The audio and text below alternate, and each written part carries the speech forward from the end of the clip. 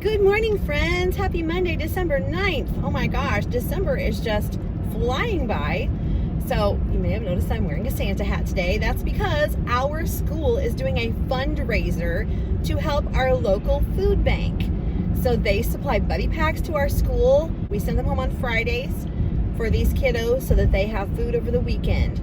So there's cereal, there's peanut butter, there's crackers, things like that. Things that are not perishable. So the kids look forward to it. And we're going to be doing a fundraiser to help raise money for that program. So each day this week, we can pay 25 cents a day to wear a hat. I am all over that, my friends, because you know what that means? I don't have to fix my hair this entire week. That will save me so much time. Oh my goodness, plus it'll keep my head warm. There you go, it's a win-win. It's win-win-win. Don't have to fix my hair, keeps my head warm, and it's helping someone else. How can you beat that? So the one I think that came up with it is one of my teenies in second grade, and she sent a little message to us yesterday saying it got approved, but it didn't get approved in time to send the flyers out on Friday. So she said, hey, maybe second grade can get the word out to their families at least over the weekend on Remind. And I said, sure, can you send us the flyer? And she said, yeah. So she sent us the flyer. I took a picture of it and I sent that to my parents on Remind. I already had a response asking a question and they're excited about it. I'm excited about it. I think the kids are going to be excited about it. I mean, who doesn't want to wear a hat, right? That's so cool. And you know, I probably have enough Santa hats to get me through the 5 days. As a matter of fact, yes, I did order another one yesterday. It'll be here tomorrow, I believe. So I will be all set with my special new Santa hat. So Caitlin and I kind of collected them over the last couple years. She would wear them to performances for choir, and I just would wear them because. So I have different varieties of Santa hats. This is my normal Santa hat, my typical standard traditional Santa hat, and it kind of goes with my leggings, which hopefully I will get to show you later. But I have come to a decision, my friends. I'm sure you've noticed my absence on YouTube and possibly wondered what in the world happened to her. Nothing's happened to me other than just teacher tired. So back at the end of October was parent-teacher conferences. I was really tired then, we all are. Then we had PD and one day off, and then we rolled into November, and November just kind of, was a whirlwind of all kinds of things. And last week was all about the second grade musical performance for Nutcracker, which was amazing, but also tiring. So I am just really behind posting my videos. I have tons of footage. The filming is not the issue, it's the editing time, and I just don't have the energy to edit right now. So I decided for November, because I was up to November, I believe I did the first week of November, and I needed to go into Veterans Day week. That's where I left off. So my plan is to kind of hit the highlights of November. I'm gonna have a highlight reel for you. Now, some of it's just a little bit too late for the party, so there's really no point in even posting it. Some of it though, I just kind of wanted to catch you up on what we've been doing in our classroom and some of the things that we learned in November and some of the activities that I did and things like that. So I will definitely show you those things in a whirlwind of November. So there will be a November video coming out sometime, hopefully soon, this weekend, hopefully. I am headed to school, as you can see.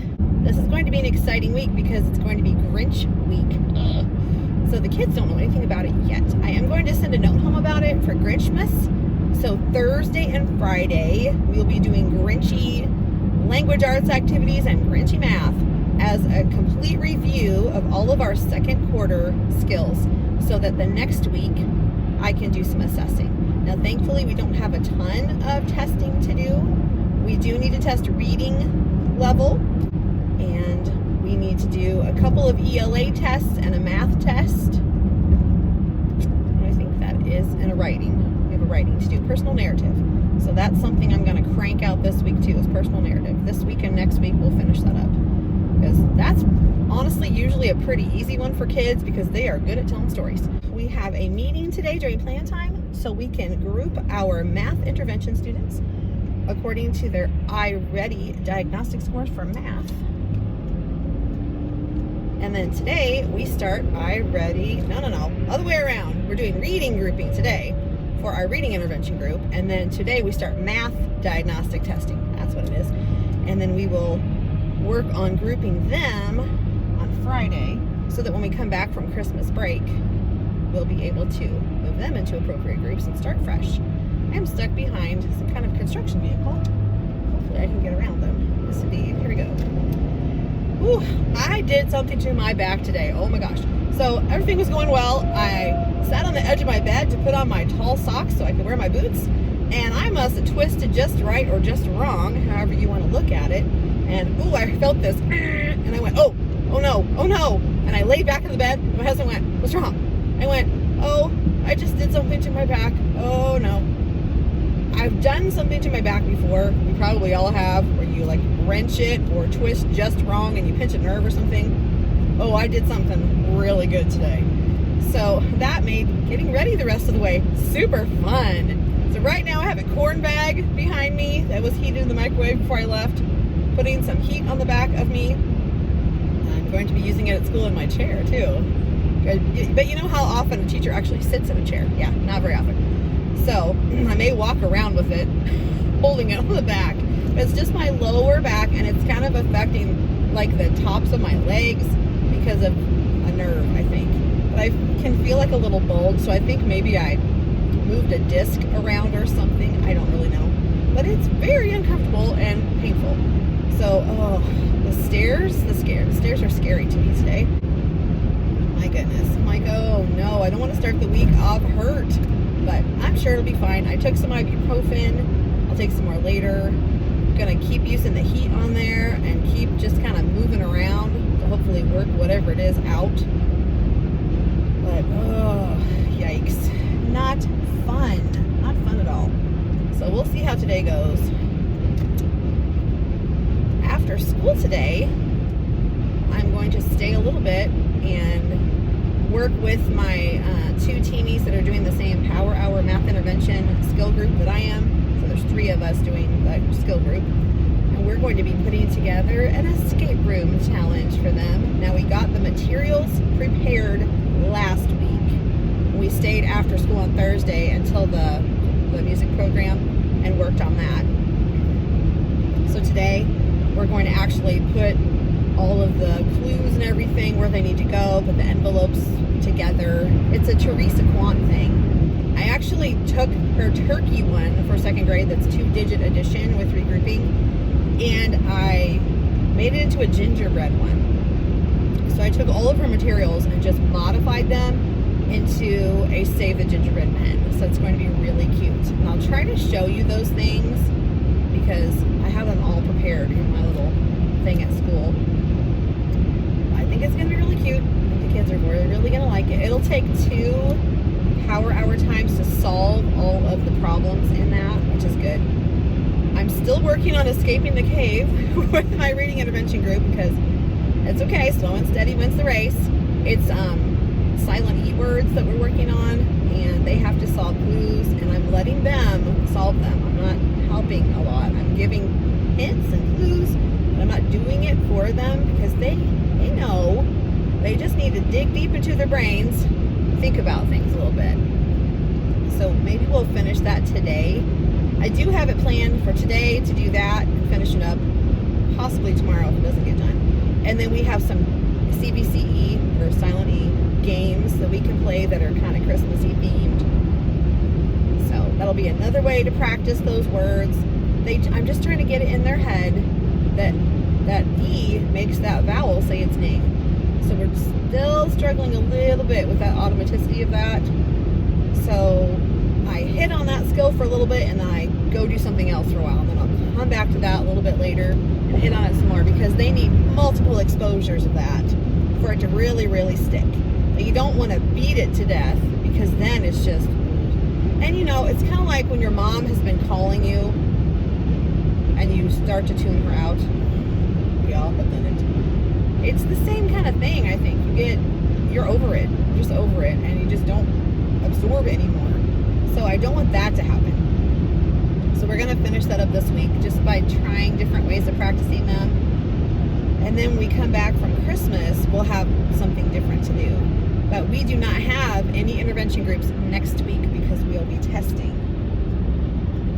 So we'll have the Power Hour math time in the mornings for half an hour and the reading intervention time in the afternoon for half an hour that we can use for reviewing and assessing students, which will be really nice.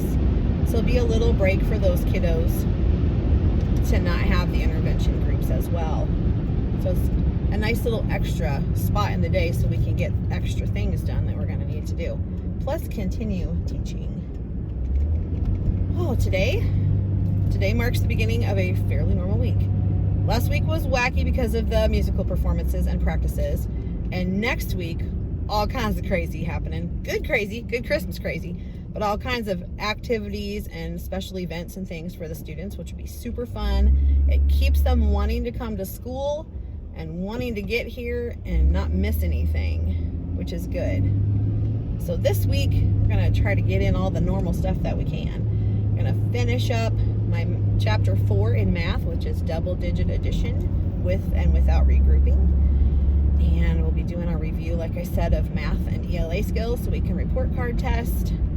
We will be finishing up some gingerbread stories and talking about character, setting, first, next, then last, main character, all the good things. Also, we're going to be talking about cause and effect. And I'll tell you, a great book to teach that is What Would Danny Do? If you have not read that book, get a hold of it somehow. Borrow from a friend, see if your library has it. Buy it from Amazon if you have to. I got it last year. It's amazing for cause and effect. I love it. So if you haven't heard of the book, Danny, the main character in the story, goes through these different scenarios. I think the first book, there are 2 of them. The first book, I think he's just at home with his sibling. And, you know, siblings fight, squabble, have issues.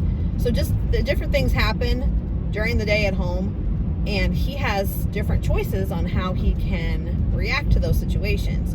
And so the students actually get to choose how Danny is going to react. Is he going to do this or is he going to do this? And then once they make their choice, you go to that page in the book and the story continues on with that scenario and the effect of his choice. So my students last year loved it. So if you think it's for little kids, no, this story, it's great for making choices. It's great for teaching younger students to make choices, but it's also great for older students to teach cause and effect. So every choice you make has an effect on the outcome of the rest of your day. So it's really great for them to see, oh, he did this. This is what happened because he made that choice. And so last year, my students wanted to know what happened with every choice. So they would make the one choice and we'd find out what happened. They go, can we make the other choice now? And I said, well, sure. Let's find out what happens if he did this instead. So usually he had one better choice and one not so good choice that he made. Of course, my students wanted to know what would happen when he made the not so good choice. Like if his choice was to smack his brother in the head or something like that, they want to know what happened there first. Then they would make the correct choice, the better choice, and they would find out what happened when he did that. And things always turned out better when he made a better choice, strangely enough. But that's a really, really good book to teach cause and effect. There are several different scenarios in that book.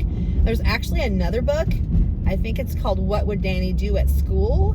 And I actually won that one, so that should be coming pretty soon. I'm hoping it'll get here this week and I can use it to finish teaching cause and effect, so that'd be awesome. So my friend Maylene had a giveaway that she was doing with, I think it's the authors of the book, either they're the publishers. They were doing a giveaway on Instagram, and I just, on a whim, I don't always enter all the little Instagram giveaway thingies because honestly, you could do that all day long. There's so many of them.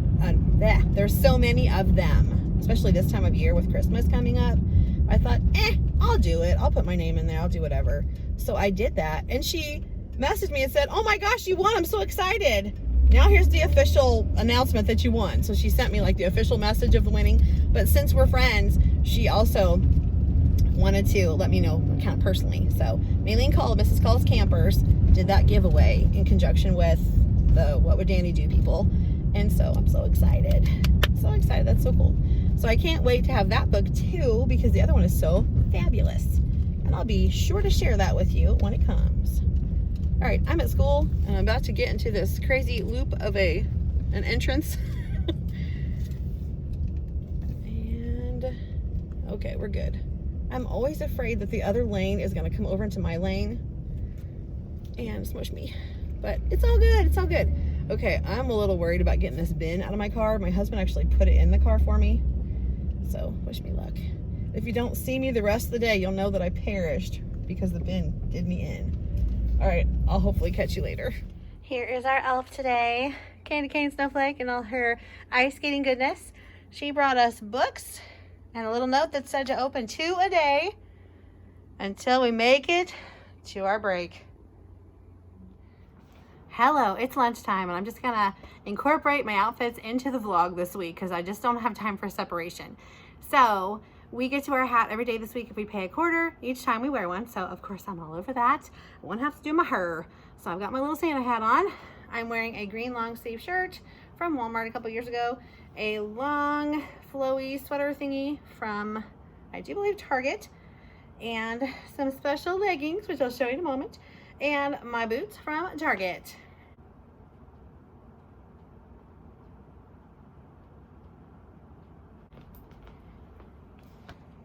So if you couldn't tell, my leggings are gingerbread. Oh yeah, so we're finishing up our little gingerbread thing this week because I didn't get a chance to do all of it last week. It got just too much. So here's our awesome gingerbread reading house and our little gingerbread people. The kids are super excited. So how I choose the people is I pick sticks each day for the kids that sit at this table, and those are the same friends that get to read in the reading house. It works out great. So, oh my goodness, we've been working on double digit addition, rewriting horizontal problems as vertical problems. That was tricky, really tricky. So the kids be like, I don't get it, I'm lost, I'm confused. And I go over to them and I go, okay, what's the matter? I went, well, first you need to rewrite it. And they're like, oh, that'll probably help a lot because we've been doing a lot of vertical. So look at all these quizzes I have for the kids. So all those books with numbers above them, we've read several times. And those are the AR quiz numbers. So they can take any of those as a quiz and just click read to me since I read to them. My microwave is beeping because my lunch is ready, so let me get that. Okay, the first package we opened was this story, super cute. I need to find the AR quiz number because I think they can take a quiz on that. I am having beef and broccoli for lunch today. This yumminess. Oh, I have counseling today. That means I'll have, whoops, a half hour that I can get some more things done, which is good. I need to put a lockbox activity together for my group that I'm not even doing anymore, but I was doing it, and so I'm still doing the planning because it's a para that does that group. So we were doing things together, and then I moved to a different group because we didn't have as many kids that needed that anymore. So I got split out, which a little bit. So I got moved to a higher group, but she still needs things to do with her group. So I still do the planning for that. So they're working on addition to 20 in that group, being consistently right on their answers and getting a little more fluent with that. And then I think they're going to move to subtraction probably, but those students, since we're taking the math diagnostic this week, they may be moved around again. So we'll just have to see what the iReady scores tell us. Oh my goodness. So I filled out a teacher checklist for a student, for another teacher. It's just information about the kid. And I'm trying to figure out what I'm doing next besides eating lunch. Kids will come back, we'll read our other book. I accidentally had them open both at the same time, which whatever, that's fine. I'm just not in the swing of things today at all, but that's okay. So the other one is also gingerbread. It's the Ningerbread Man. So we'll read that when we come back from lunch. Then we'll read some more Mercy Watson. We might finish that book, and that's the last one that I have because there were just 6 of them that I had, and that is number 6. Here's my corn bag that one of my lovely Firstie teamies made me when I was in 1st grade for Christmas, and this feels so good on my back. I haven't had a chance to use it yet, and it's not quite warm enough, so I'm gonna heat it some more. Okay, well that's a cooking. Here are my new nails. These are Kiss Impress nails, the kind that you just pull the little tab off the back and stick them on. I do a whole process. You've heard me talk about it. There's probably gonna be a video about that soon. If you have questions, stick them below. I'd be happy to answer them. They're really easy. They hold up for me. I get 2 weeks out of them. They're really nice. I like not having to glue.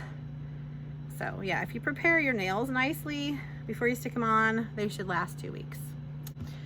Okay, also I know Teresa from Cha Cha Cakes loves these kind of nails too. We are nail sisters, so really good. And we both done nails for a while, so it's a good testimonial to hear two nail people say they like press-ons.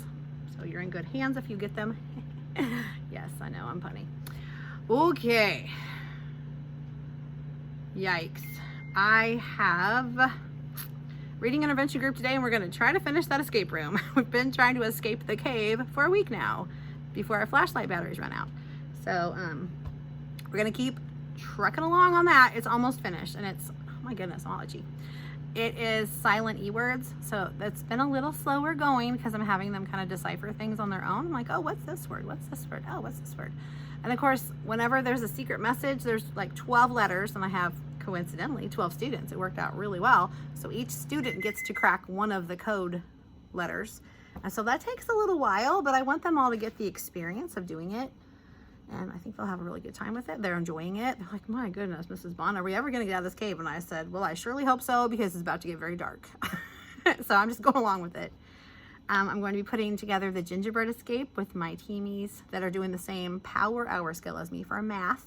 So we're going to get that ready this afternoon after school, and then we'll be doing it tomorrow with our little classes and our groups, intervention groups. And also the little kindergarten girls, I think I told you, I made an escape, maybe I didn't. I made an escape room for my teamies' little kindergarten daughters because they love all the things that we do, and they see some of the activities in their mom's rooms. And one of them particularly has been watching YouTube videos for kids' escape rooms and would really like to do one, has been asking her mom to hide clues around the house. And so over the weekend, she texted and said, oh, we should put together a kindergarten level escape room. And I'm like, yeah, that'd be awesome. Let me get right on that. And she's like, oh, I didn't mean you had to make it.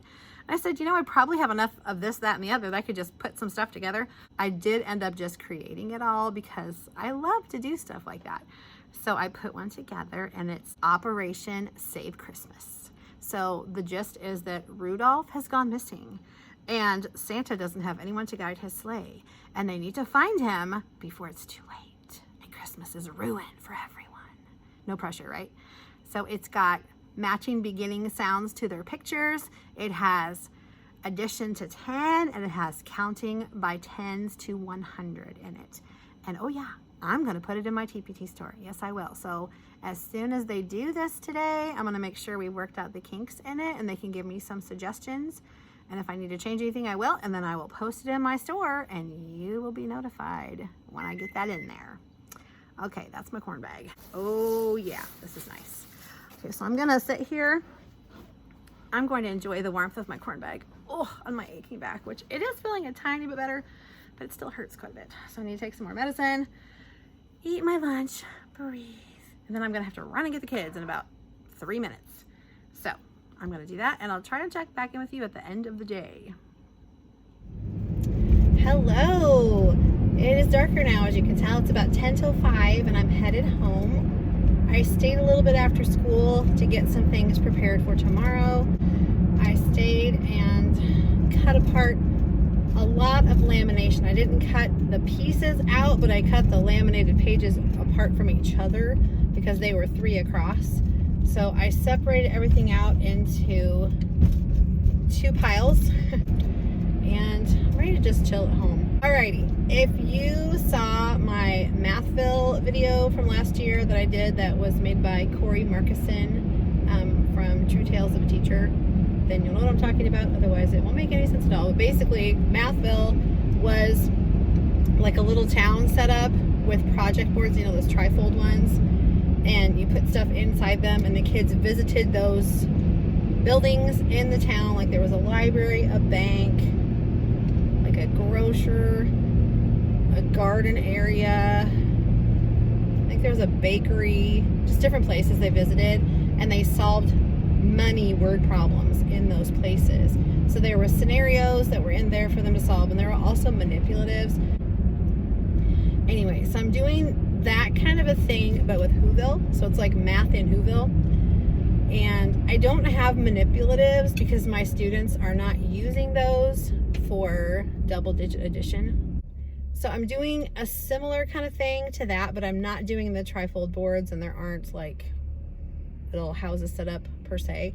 But I have made Whoville houses on bulletin board paper, and they're going to hang from garment racks around my room. So I actually need to make 2 more because I made 6 thinking that was enough, and there are actually 8 problems. So I need to make 2 more. That's okay. I'm going to pick the easier house to trace. Trace 2 more of those. Hopefully I can find 2 more different colors of paper. Otherwise, I'll just have to duplicate a couple, but that's all right. I just won't do green. The Grinch, like his Mount Crumpet house, is on green. Everything else will be different colors.